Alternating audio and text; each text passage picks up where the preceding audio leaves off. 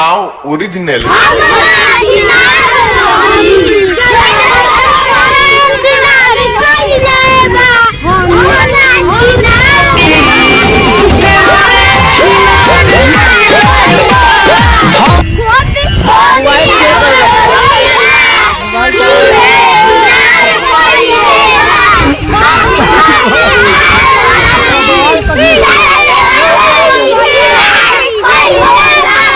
ये बड़ी अच्छी बात कही आप।